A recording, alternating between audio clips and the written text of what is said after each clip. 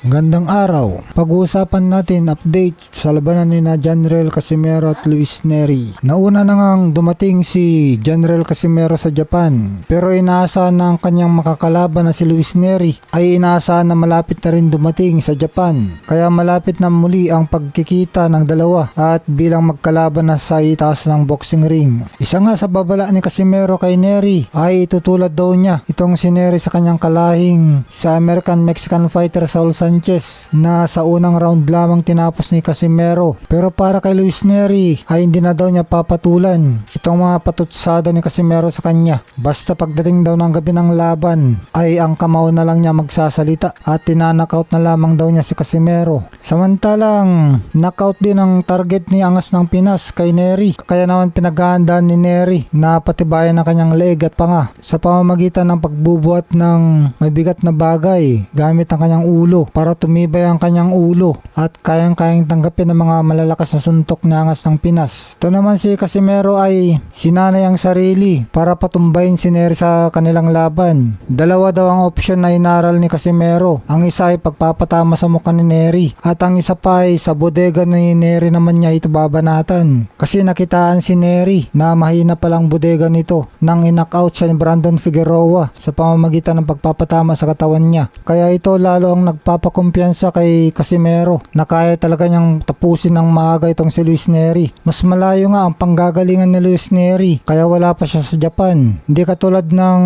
pambato natin na si Angas ng Pinas ay malapit lang ang Pilipinas sa Japan kaya hindi siya masyadong magkaka-jetlag na magiging advantage sa laban nila ni Nery. Kaya sana may panalo nga ni Angas ng Pinas ang kanyang laban kasi napaka-importante ito para makabalik siya sa tuktok. Samantala, biglang nagbago ang odds ni Casimero. Kung nung una ay pag tumaya ka ng 1,000 sa kanya ay mananalo ka ng 3,900. Pero ngayon biglang bumaba yung odds. Yung 1,000 ay tatama na lang ng 2,700. So ang ibig sabihin nito ay nakikita na ng mga odds maker na habang papalapit ang laban ay tumataas ang porsyento na manalo sa Casimero kontra Nery. At isa pang dahilan kung bakit bumaba nga ang odds ni Casimero ay marami kasing tumaya sa kanya nang may balita na triplang tatamaan kapag tumaya ka sa kanya. Kaya maraming Pinoy ang tumalpak kay Casimero at naniniwalang tatulunin ni Casimero itong si Luis Nery dahil nagbenta nga sila ng ari-arian itong mga Pinoy para lang may pantalpak. May balibalita naman na posibleng gayahin ni Luis Pantera Nery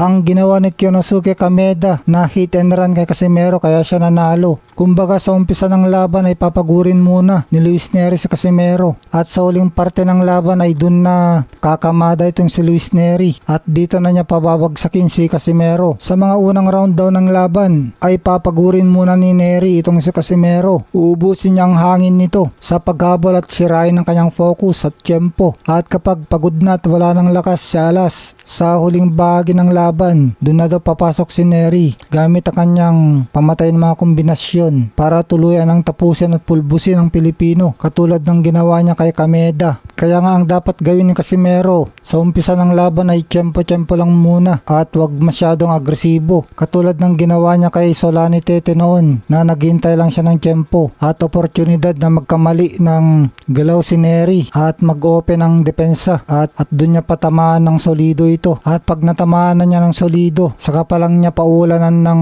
mga pamatay na suntok para matapos na niyang bakbakan ng maaga. Kaya dahil sa mga ganitong taktika ay nagiging exciting talaga ang labanan ng dalawang dating multiple world champion na sina General Casimero at Mexican Bad Boy Luis Nery. Kaya abangan natin ang bakbakan nila sa June 6.